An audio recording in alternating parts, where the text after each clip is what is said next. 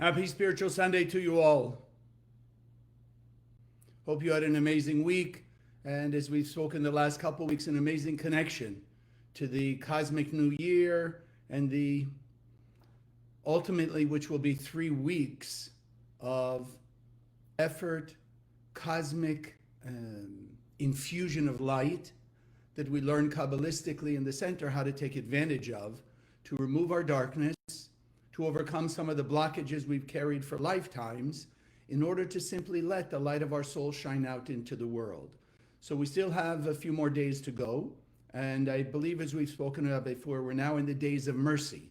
And as we did speak last week, the difference between judgment and mercy is the power of giving us time to do our transformation, time to make up for our negative behaviors, time to pay, as we've called it, our spiritual debt before it comes to be collected. So as I often use the idea, like a credit card, you use your credit card for the month, they send you a bill and they say it's due on such and such a date. Before that due date, so to speak, and therefore penalties if it's not paid and interest, etc., we have an opportunity to pay it technically before it's due. And so on a cosmic level, that's essentially the time we're in now. We're connecting this power of mercy that allows us this span of time to be able to consciously, voluntarily pay our spiritual debt before the so-called due date. That's the blessing. Remember, the cosmos is set up, as we'll talk a little more today, but the cosmos is set up that we have to win. We are going to win. If we understand that the Creator's perfect, then the end of the story has to be perfection. It's the process where we have free will, which we're going to talk about today. It's in the span, let's call it, between leaving the endless world and getting back to the endless world that we all have free will, free choice, and control over our destiny if we choose to take it, which is what I'd like to talk about today a little bit more. Okay.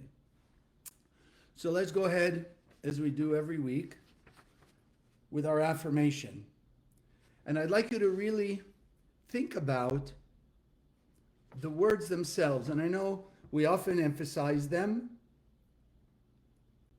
but let's just think a little more deeply so we can engrave it deeper in our heart, soul, and mind. The first 3 words: consciousness is everything. Everything means everything, which relative to what you and I learn here in the center,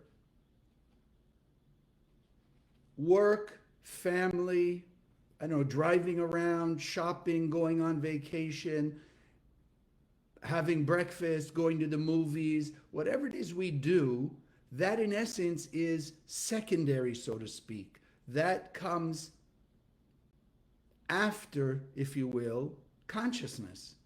Consciousness is everything, because ultimately our whole life, individually, and therefore the entire world collectively, is the manifestation and shows up physically according to the consciousness of every person on earth. Your life shows up relative to your consciousness, or unfortunately sometimes people's unconsciousness, and therefore just letting the same old continue. So let's make yet a greater effort to engrave this in our heart, soul, and mind. We need to engrave it, if you will, deeper, especially in our heart and our mind, so that we'll be able to live it more often and more powerfully during our 24-hour day, individually and collectively. So, if you'll say it with me, make sure I've got it there. Consciousness is everything. I raise my consciousness today to see the miracles and wonders of life. I commit myself to behave with greater love, compassion, and kindness towards all human beings.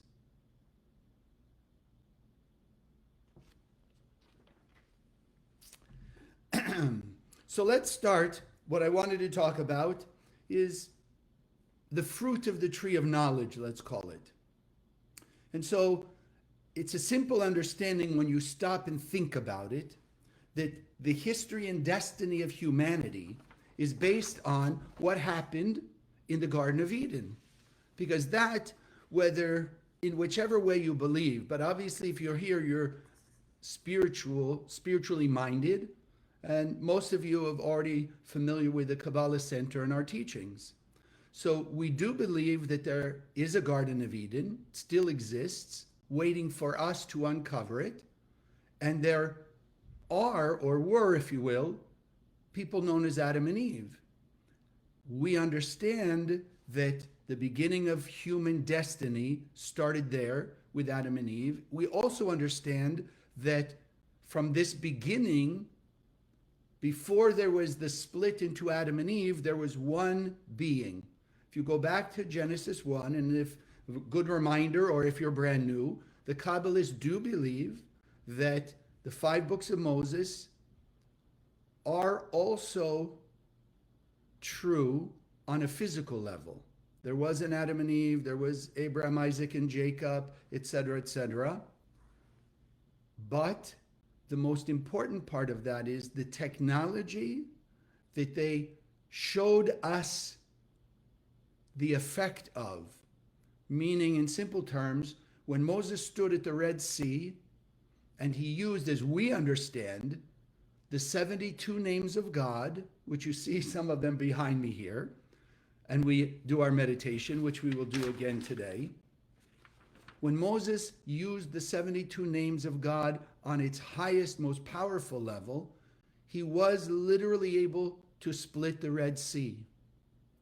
You and I may not be a Moses or on that level, but we are capable to use the 72 names to split the barriers and the blockages, the obstacles and the challenges that are facing us today, that are holding us back from our absolute sense of bliss, total lasting fulfillment. So this is what the Kabbalists offer us through the teachings of the Zohar in a way to unlock the code called the 5 books of Moses. So going back to that, Genesis 1, there was one being that contained all of what we would understand today, the 8.5 billion souls. Similar, my teachers, the Rav and Karen, used to say Kabbalah is 50th century science, the Zohar is 50th century wisdom technology, and we are now in the 21st century. So we're still almost 3,000 years ahead, but science is starting to catch up. So if you think in simple terms, let's just, for the example, because I know it's not exact, but as I am one human being, but let's say for this understanding, I am made up of 8.5 billion cells. And therefore, my one beingness, health and vitality, is relative to how much energy, how much light is being channeled and revealed through every cell of my body, but they're all interconnected to unite and manifest as one being, in my case called Chaim. So there was this one being that contained all 8.5 billion pieces of the one soul that then split, if you will, but not separated, became extended into 2 physical beings called Adam and Eve, which then split into a few more, until it extended out on this massive, united, what I like to call spiritual internet. So there's still one soul that connects us all. And that's why in many different ways, even the physical scientists and psychologists say there's one collective, they call it unconscious. I'd like to call it one collective consciousness that's extended into 8.5 billion bodies.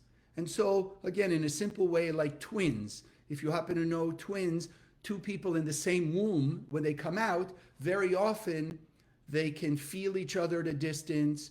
They can hear each other's thoughts at a distance. They can almost, complete each other's sentences. You get the idea. So now just imagine that expanded out to the entire earth and 8.5 billion spiritual twins, meaning we are all interconnected from that one original being, that one original human being that existed. And therefore, whether we feel it or not, or believe it or not, everything each and every one of us do impacts and affects every other human being on earth. Also, what every other being on earth is doing is making an effort to have impact on us, which is why we often talk about channeling light. Scan your Zohar, scan the 72 names, channel light out from your heart and soul to every human being on earth. You therefore are less affected by darkness and all the negative thoughts that come with it and negative influence, and you're influencing 8.5 billion people on earth to be more kind, compassionate, caring, forgiving, tolerant. Okay, so we go back to Adam and Eve, because what they did sets the pattern for all of this world and for every one of us. So I'd like to explore that again. Some of you may have heard it. Hopefully you're hearing it in a new way. Many of you perhaps never heard it. So here's this one being. Now, without going into all the details, but if you've taken Kabbalah 1, you understand, the one soul, and therefore what we call our soul, is a vessel. It's a container that was filled by the Creator in what we call the endless world with light. And when the Creator created the vessel and then shined its light into, if you will, spiritually poured light into that vessel, that light became revealed. Simple analogy. You take a cup out of your cabinet, your cupboard, it's just a cup. It's a vessel. But in essence, until you pour the coffee in it or the juice in it, that juice, that coffee does not become revealed. So the way to reveal the coffee, the juice, the water is poured into the vessel. So the unity of light and vessel is what allows the light to be revealed. The light without a vessel in our world is not revealed. It's potential. I don't believe there's a human being on earth that doesn't feel that they have potential for a great, amazing life. What happened with Adam and Eve, you and me, which we'll get into, determines what's going on today, that yes, we all have that sense of total and absolute fulfillment, but how we go about revealing the light that's in our soul, that is what makes up the world. And that's what makes up our own life. So let's go back. Just wanted mainly to help you grasp on a stronger, more heartfelt level.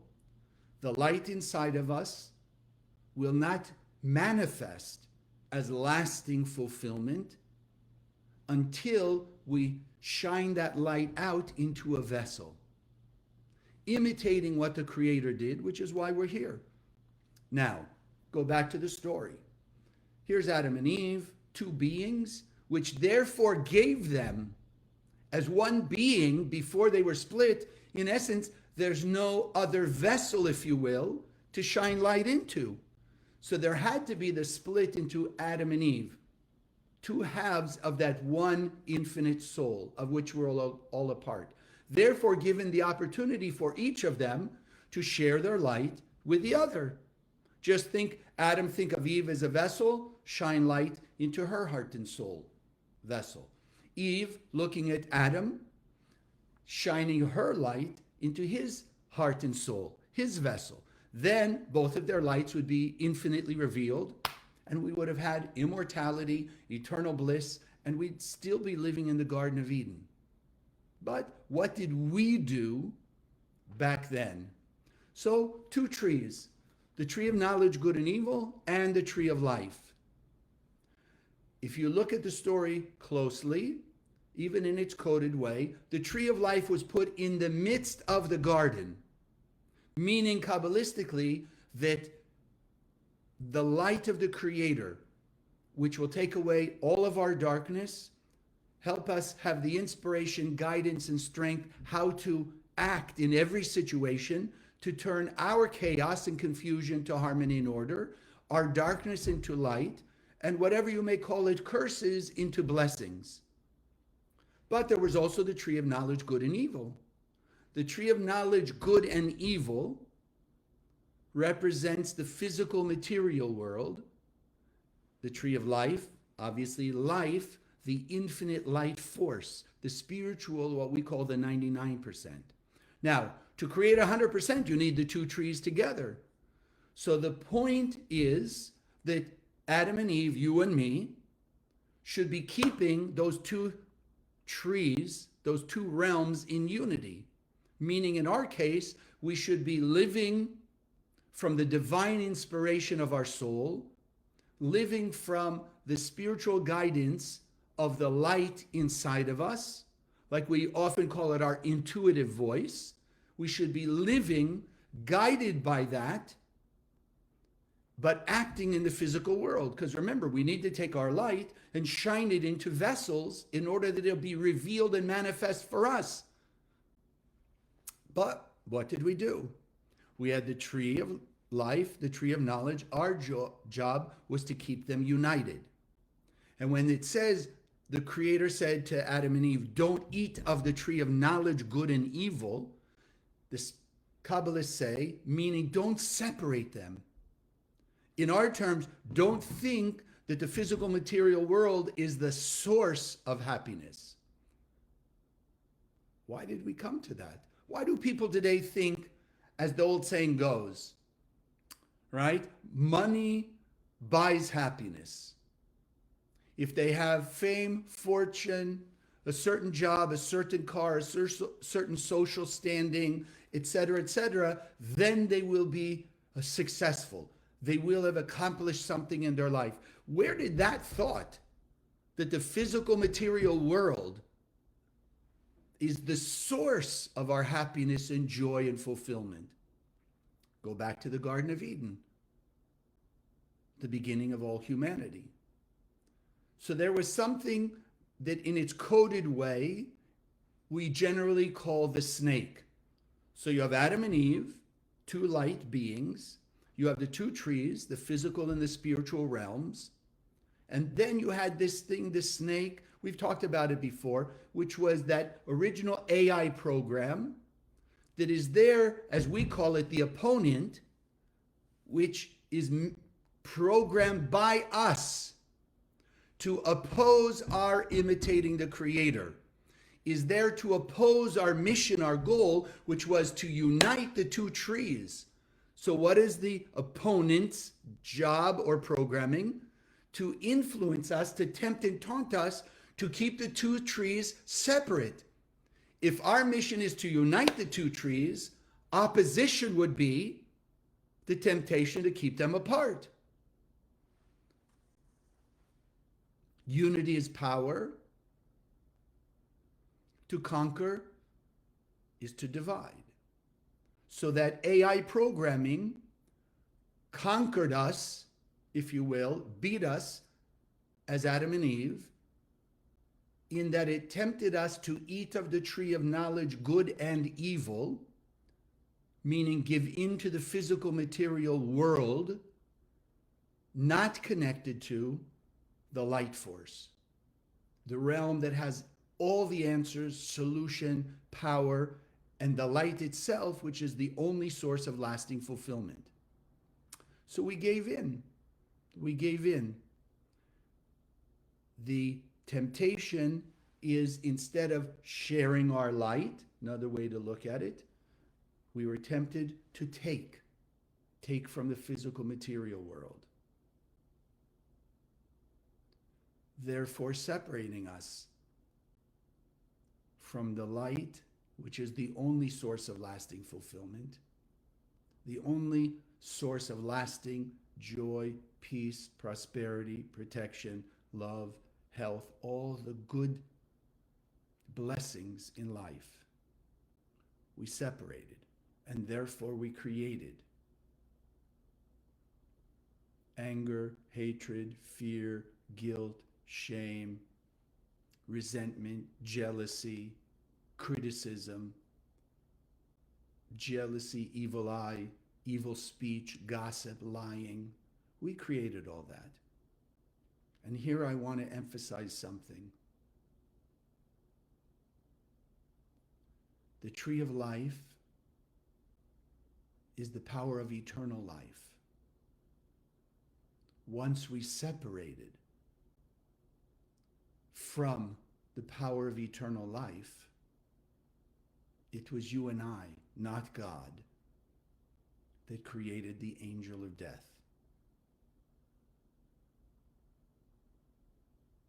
It is you and I, our participation in the quantum beings called Adam and Eve, when we collectively chose to separate from life, the tree of life, we created this energy called death. And that's why then the Bible says, because we ate of the tree of knowledge, good and evil, and that's the key. Unfortunately, over the millennium, people just call it the tree of knowledge. Doesn't sound like it's bad. Knowledge, it's good to know.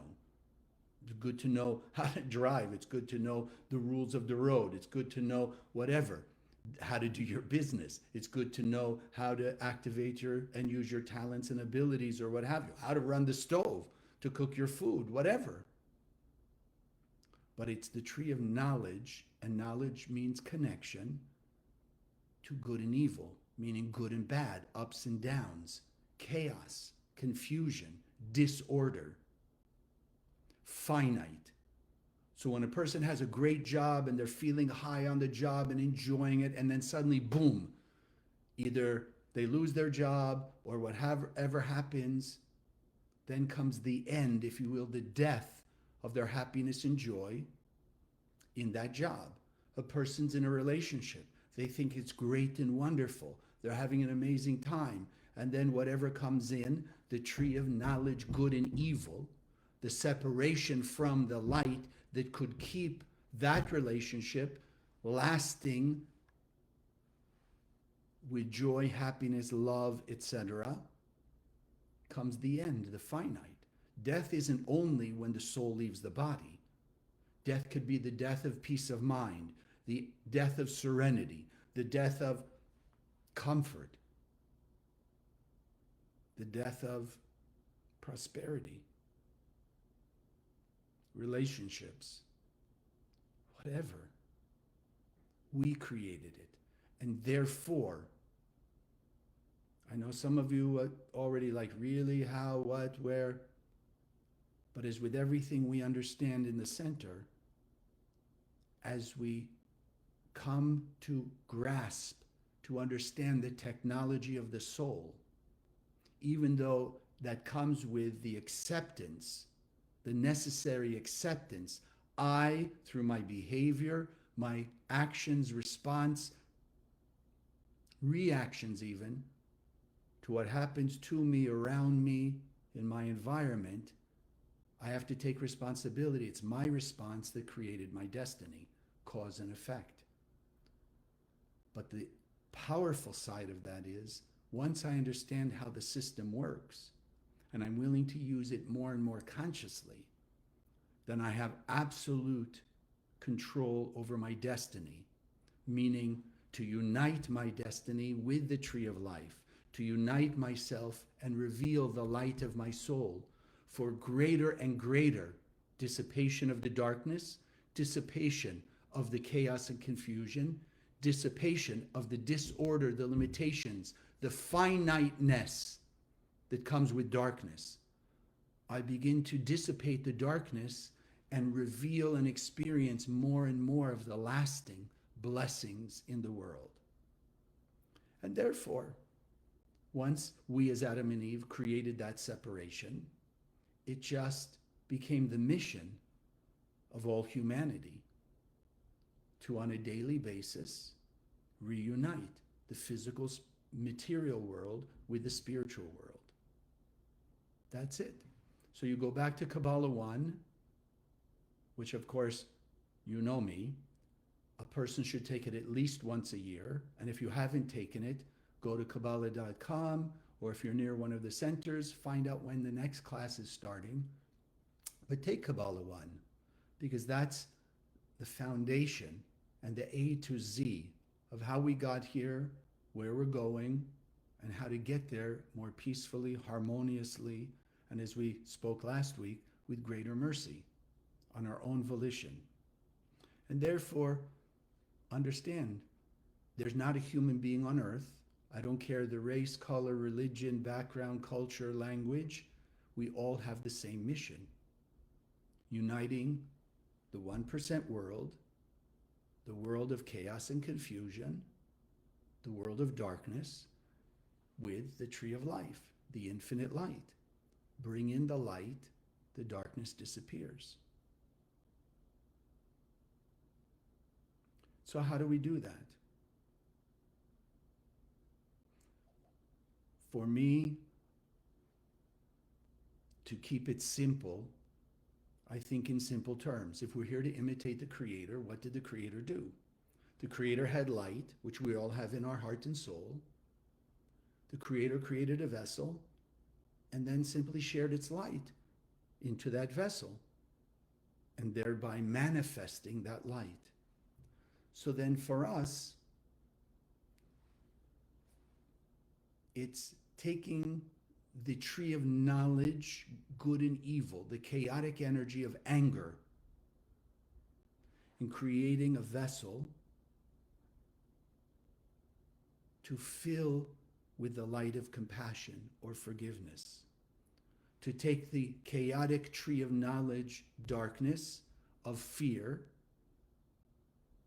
uncertainty, and create a vessel, and then take light from our soul, shine it into that vessel, the light of trust, certainty in the system of the light, and absolute knowingness that the light removes all darkness. Take the chaotic energy of jealousy that just causes pain and suffering. When we look back, fear, anger, guilt, shame, resentment, jealousy, they don't create happiness. Yes, we understand, we learn that it creates instant gratification, but it's short-term fulfillment.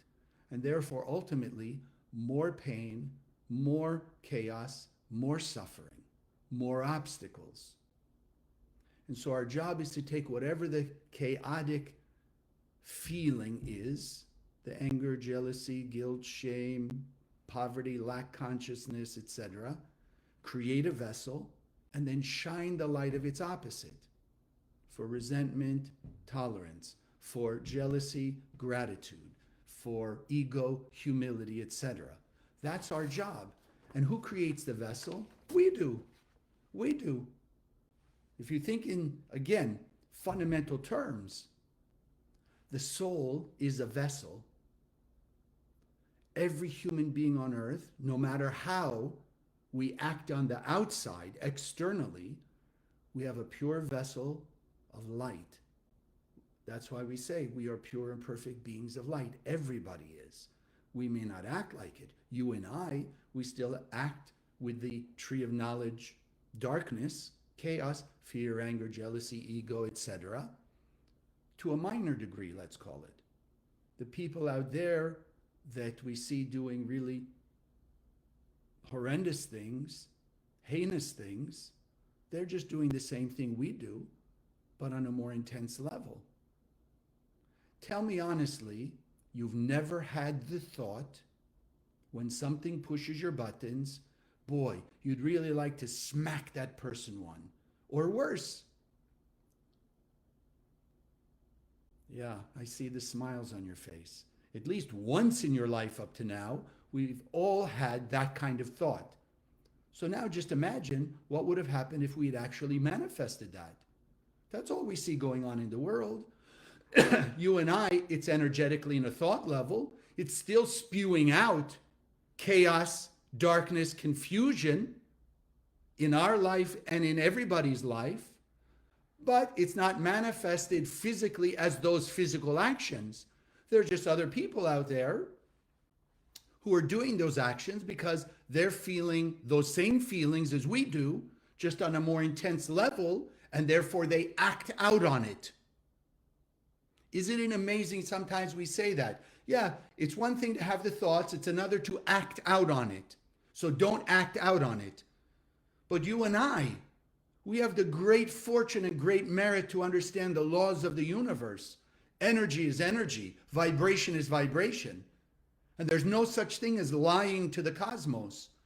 So when you and I hold those tree of knowledge, dark thoughts, chaotic feelings, we are sending vibrations out into the cosmos to 8.5 billion people, enhancing those same things in them. Yes, we are all responsible, each one of us, without exception, to what's going on in the world today.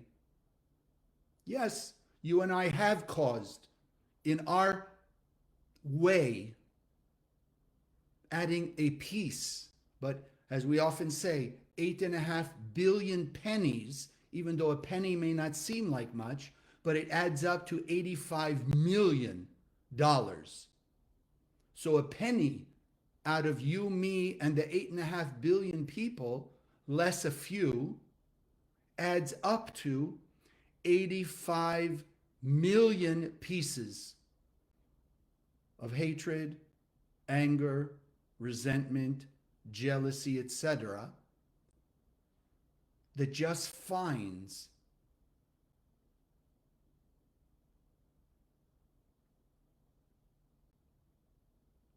someone to act out on it.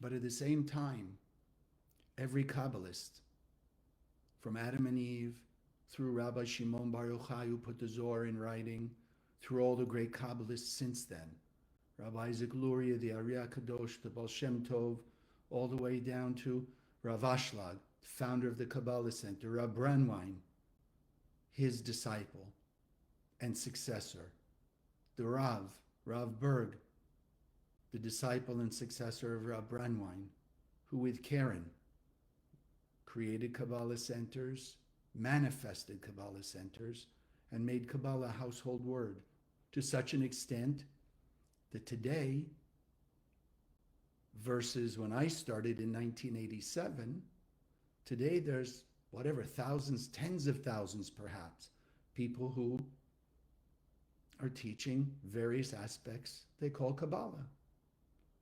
But in 1987, there was the Kabbalah Center bringing it to the world. Even though, yes, there were a few people maybe reading from the Zohar here and there, things like that, but nobody brought it to the world. It's about 1972, when the Rav and Karen united and decided this had to go to every human being on earth because it's the technology of the soul. And so going back to our mission, every one of us, if you don't like what's going on in the world, then realize you can do and have the power to change what's going on, take away huge pieces of the murder, violence, hatred, thievery, all the heinous actions. We can. Do not let the AI program in your head make you think you don't have the power. We're all on the spiritual internet. We, especially we know the power of ultimately the Zohar, which channels the infinite light of the endless. And there's nothing in this world of any form of chaos, darkness, that cannot be transformed, removed, and allowing the infinite light of love, peace, kindness, compassion, unity to be manifest. So how do we do that? We have to decide to create vessels. But from my point of view, yes, on a truly objective level, every human being on earth has a vessel we can make use of. But think about it. When somebody walks up to you and says something that pushes your button of what? Fear, resentment, anger, whatever it may be, of a negative tree of knowledge level, that AI program kicks in and says they are causing you discord, discomfort. They are causing you darkness. And therefore, you have to take back your light from them. So like we said with you and me as Adam and Eve, what did the snake, the opponent, say? Take, not share. The creator that we want to imitate shared its light. It didn't say, gee, I'm going to create a vessel and then take from the vessel. No, it said, I'm creating a vessel and then shining my light into the vessel. Our job is to pause, stop for the moment once your buttons are pushed. Do not just knee-jerk respond. Pause, and in that moment think, I want the light, my light, to be revealed more than anything else in this moment. I want my light, my blessings, to be revealed on a higher level than they were up to now. So then I decide unconditional sharing my light. Yes, they said a nasty thing, they did a nasty thing, they pushed my buttons, and I feel that energy of anger. But when I pause, I have the conscious ability now. I can be conscious and think, no, I decide this person, even though my opponent says they should be my source of happiness, at least instant gratification, by screaming and yelling at them. No, I want them to be my vessel. I decide they're a vessel. I know they have a vessel inside them because we all do. And now I'm going to shine my light, not of anger, but shine my light into their vessel, but the light of compassion, tolerance, kindness, even forgiveness. Now, I can hear the opponent in us already saying, really, that's the stupidest thing I ever heard. They did a nasty thing and now you're going to shine the light of kindness, tolerance, and forgiveness? What kind of idiot are you? I'm the kind of idiot that wants all my blessings. I want all my blessings in a lasting, fulfilling way, not short term. That's the kind of idiot that I am. The beauty is when we stop consciously and think, if you're walking in a dark tunnel or in a dark space, how do you walk safely without being impacted by the darkness? Even though it's there and it's there surrounding you. But if you take a lantern, something that shines light, and you're now in a sphere of light, then everywhere you move, the darkness dissipates. The darkness runs away. So if that person acted in a nasty way and we're shining light, yes, even the light in the frequency called tolerance, kindness, forgiveness, compassion. Number one, most importantly, our darkness goes away. Our sense of anger starts to transmute from anger and all of its terrible vibration into a greater sense of peace and serenity. We put out into the cosmos tolerance, forgiveness, compassion. That's what will come back to us when we have even acted in a reactive way. The universe will come back. We are also protected from their negative energy because light pushes away the darkness, transmutes the darkness, if you will, into light, the disorder into order.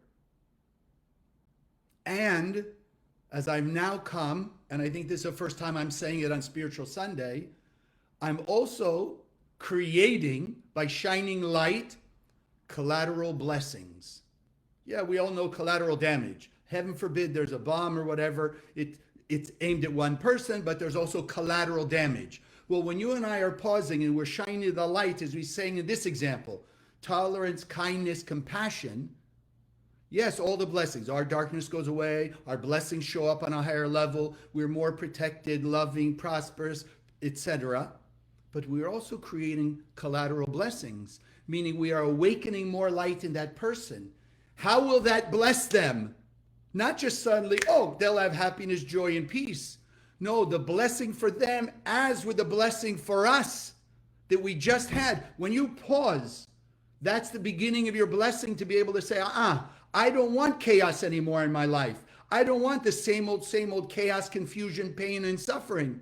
I want more light, more blessing. So by recognizing my negative feeling and pausing and then shining this light of compassion and kindness, I've reduced my chaos, my curses, and I've increased my blessings because I felt the pain of my anger, and now I'm shining tolerance and compassion. So you shine that collateral blessing on the other person. They will come to the point eventually, with us shining enough light on them, they'll also feel the pain, which is their blessing of their negative actions, because they don't realize that their negative actions is just smacking them in the face over and over again. They don't realize that. So you and I, by shining light on them and the whole world, we help everybody to realize that they're just smacking themselves over and over and over again. With the AI program, the opponent there, making them think it's the other person smacking them. That's the collateral blessing. So we have to strengthen our resolve, our desire, and our commitment for the tree of life over the tree of knowledge, good and evil. Light and blessing over darkness, curses, chaos, pain, and suffering. As we strengthen that desire for the light, then it'll be easier for us to pause when our buttons are being pushed, have the conscious awareness that here's my chance to unite the tree of knowledge with the tree of life by taking my anger, judgment, resentment, guilt, jealousy, hurt, ego of the tree of knowledge and uniting it by my action, by your action of shining the light into the vessel of the other people. Kindness, love, generosity, compassion, humility, appreciation, gratitude. Imagine all of us shining that collateral blessing onto all the people who are in the darkness. That the darkness in their eyes dissipates, the clouds of darkness that don't let them see reality and the truth. Those are dissipated. Now imagine how they'll regret every time they've done a negative action, because as the clouds of darkness are removed from their eyes, they see that everything of a painful nature that they experienced was the effect, the result of their own negative actions.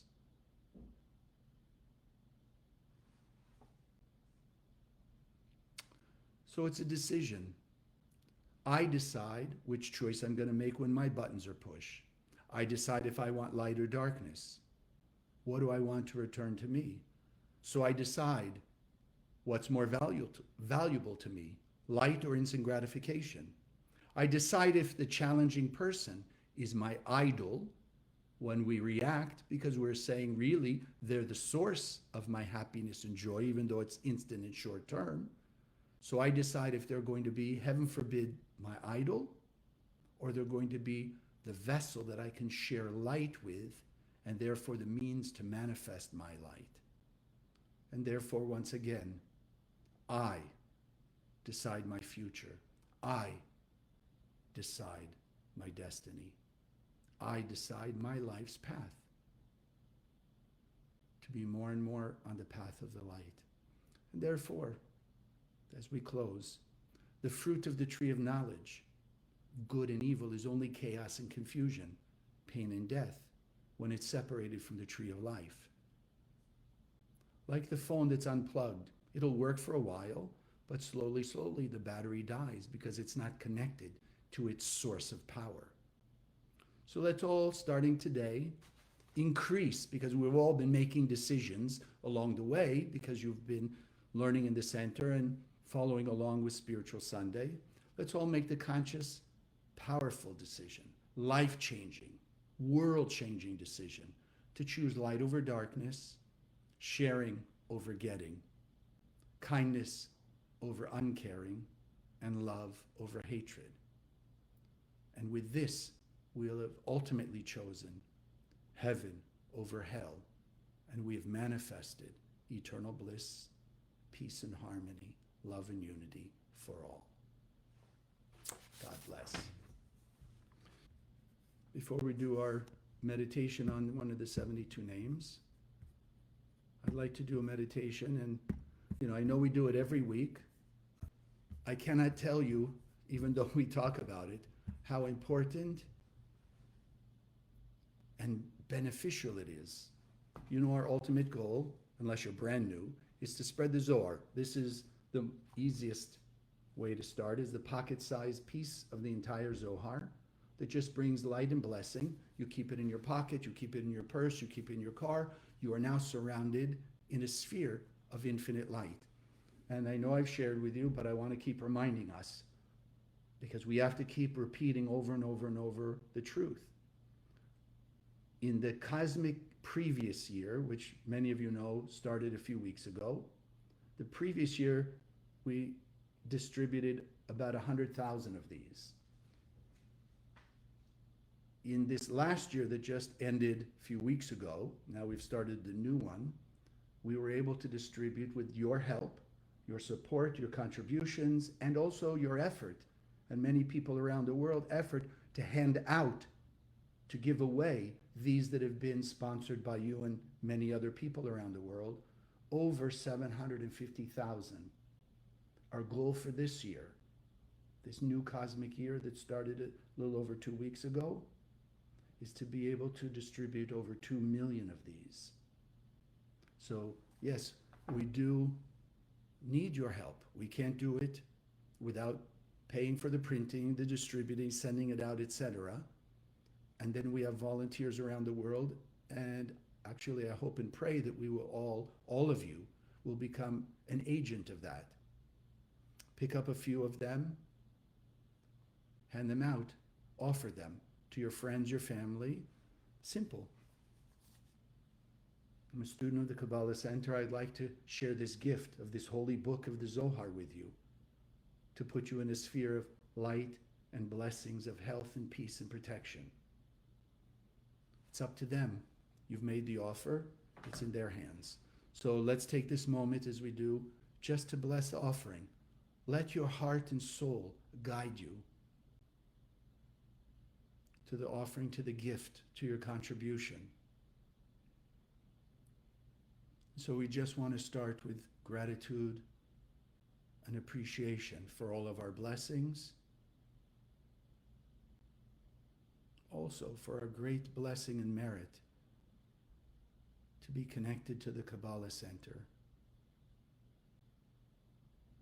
whose only mission, from the beginning of Adam and Eve, through Rabbi Shimon, through the great Kabbalist Rav Yehuda Ashlag, is to bring peace and harmony to the world. by the light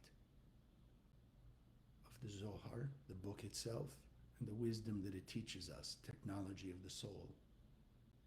And so we've all been blessed by it. We have gratitude and appreciation for that blessing and all we have from that. And it's now a greater awakening of our heart's desire to share this blessing with every other part of our one soul, our one collective soul of humanity. To take away, if you will, the spiritual disease that's been eating away at the one light being that the Creator created. We want to take away the blockages, the clouds of darkness, reunite every part of that one being of humanity into spiritual health, vitality that will manifest as love, peace, unity, and kindness in the Garden of Eden, eternal bliss. And so we put our love, our light, and this blessing into the money that we share with the center. The money being a vessel that now is carrying greater intensity of love, desire for peace, unity, harmony in the world. And we know that greater intensity, the greater effort we make to bring light out into the world, the greater effort, the greater intensity of light, the universal rule revealed to all of us.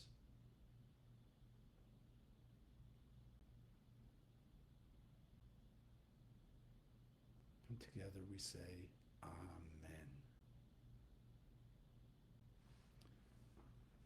So now let's do, for those of you who are new, you have here 3 Hebrew letters.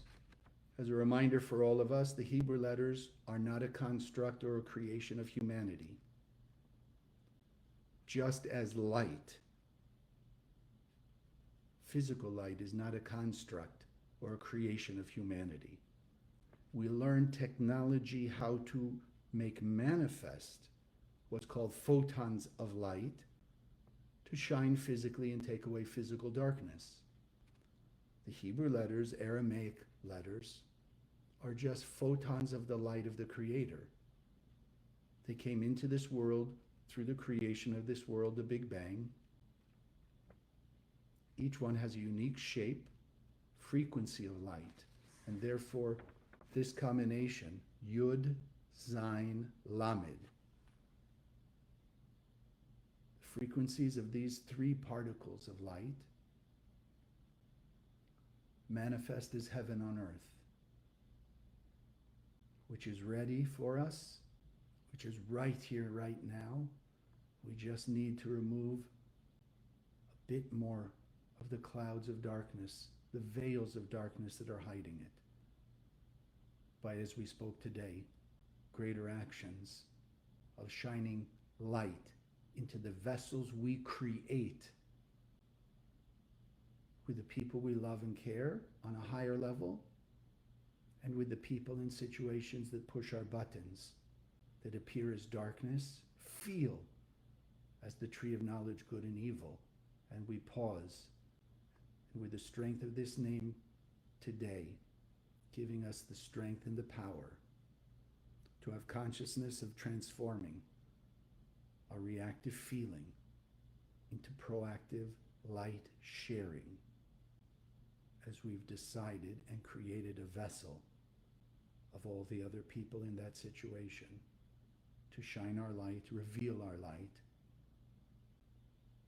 and therefore experience more of our peace of heaven on earth. So just let the Yud, Zayin, Lamed, their shapes, be engraved in your mind's eye. And then let's start our meditation.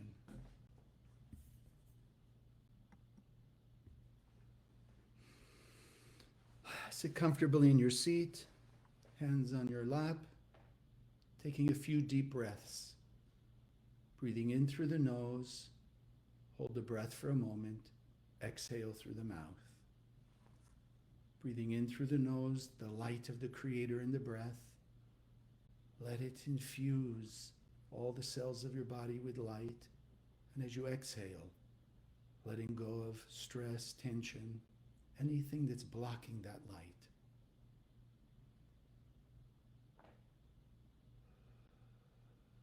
Strengthening, intensifying the flow of light from above, through you, and out from you to the world.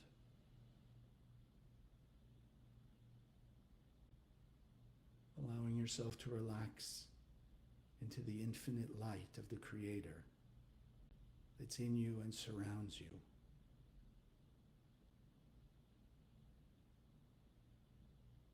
Become more and more conscious of this vibration of unconditional love.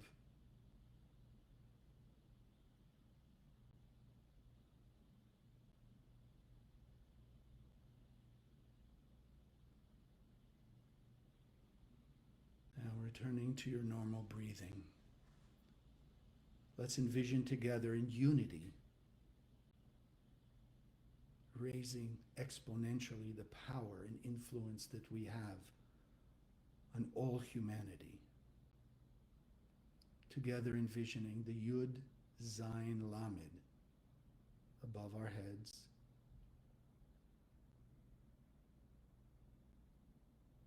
See or envision a beam of light flowing down from the endless world into our world, into our universe, and into and through these particles of light, Yud, Zayin, Lamed. See them shining with bright white light. Feel the vibration that's emanating from them in and around you. Begin consciously sensing, feeling the power of heaven on earth. Peace in the world. Love and unity amongst all people. And let's slowly bring the Yud, Zayin, Lamed through the top of our head,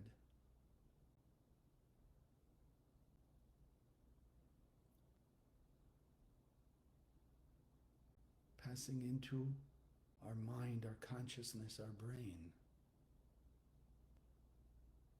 vibrating Yud, Zayin, Lamed, heaven on earth,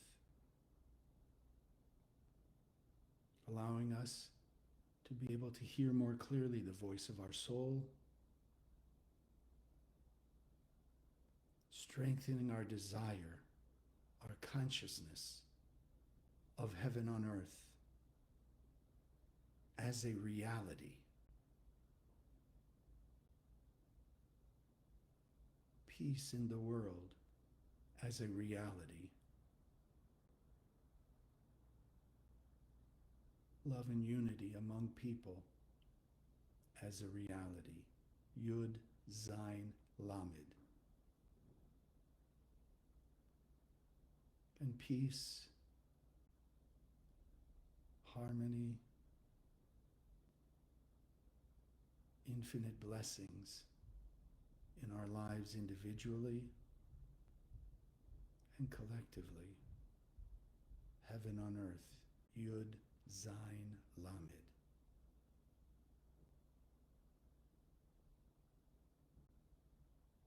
And now let the energy of the Yud, Zayin, Lamed flow through all the rest of your being, head to toe,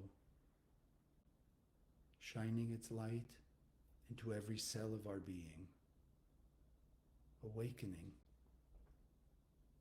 the light force, removing the blockages, the clouds of darkness, the covers that have been hiding the reality of heaven on earth, eternal bliss in our lives individually and collectively. Feel the vibration of Yud Zayin Lamed in your heart.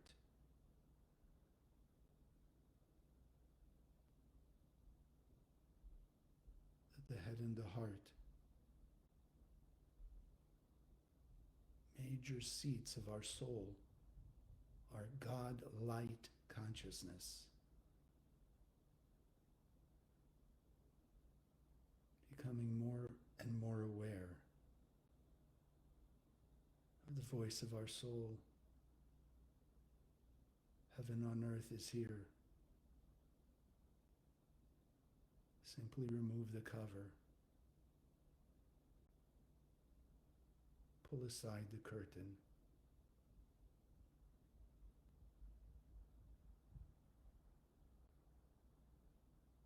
Become more aware of the vision you have of heaven on earth happening now. The feeling in your heart of love and unity among all people. The instant removal of darkness spiritually as it does physically. The revelation of light instantly removing the darkness. And so we take this power, Yud Zayin Lamed, and its light force of heaven on earth, and collectively in unity, shining it out from our heart, beaming it out with love and consciousness to the heart and soul of every human being on earth, every human being on earth.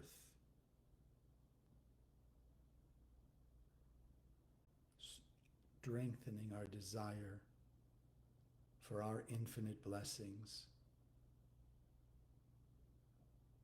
and therefore more and more focused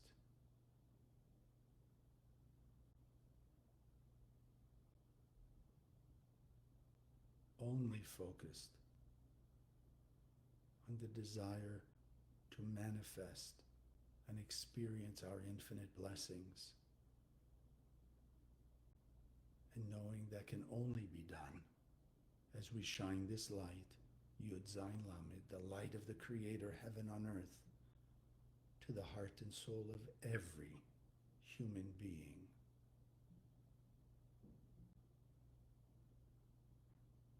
Feel, observe, envision the darkness, the clouds taken away from their eyes, every human being.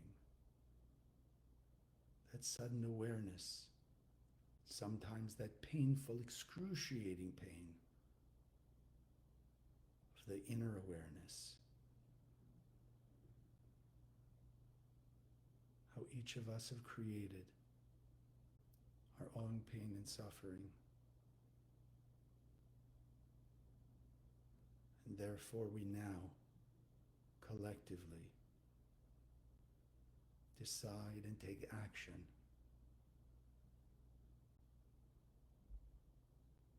to share our light in the face of darkness,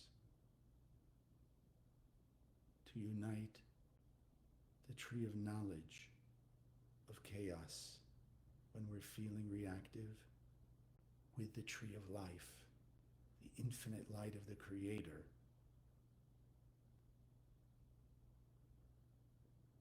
And therefore focus only on shining light of love, kindness, compassion,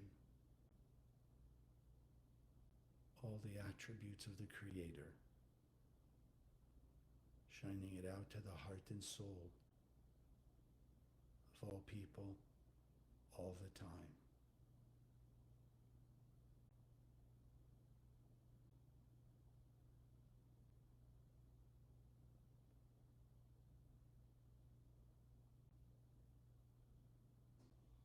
Yud Zayin Lamed, heaven on earth now.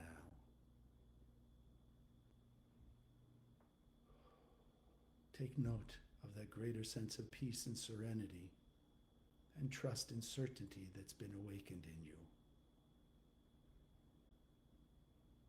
Remember it, engrave it again deeper, more powerfully in your heart and soul, and in your desire that we all are driven by this vision, peace on earth, to speed up the process as we speed up our transformation process. And sending this energy out to every person on earth.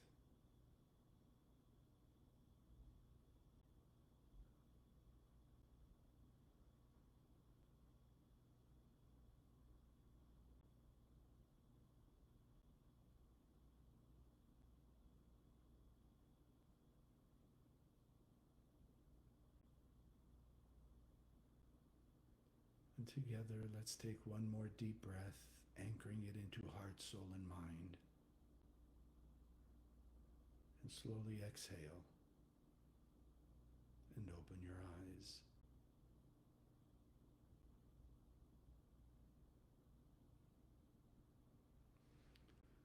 Thank you for joining us. May we all have the rest of this time of intense mercy for the year, manifesting this mercy as we shine it to the world, that we have mercy on others, that they will transform mercifully, feeling their discomfort and pain with their own negative behavior as we have, and therefore more immediately, intensively accelerate the removal of blockages, the filling in the, quote, dark spots with the light of the Creator, and removing the space between the heart and soul of you, me, and the 8.5 billion people to be united as we once were on a physical level, as Adam and Eve, as that first being, so it will be in pure unity, but in 8.5 billion bodies. I wish you an amazing day, a great week, and look forward to seeing you next week. And thank you for all your support, for sharing these videos of Spiritual Sunday, and sharing Kabbalah.com with as many people as you can, that we can make what we saw today, experience today, happen this year. God bless. See you next week. Thank you for joining us. If you liked what you saw, click the subscribe button so you'll be notified of future videos as we post them.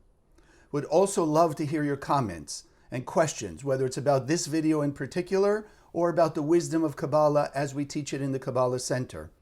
If you'd like to learn more about various subjects, go to our website, www.kabbalah.com. We have thousands of articles and classes on various subjects within the wisdom of Kabbalah.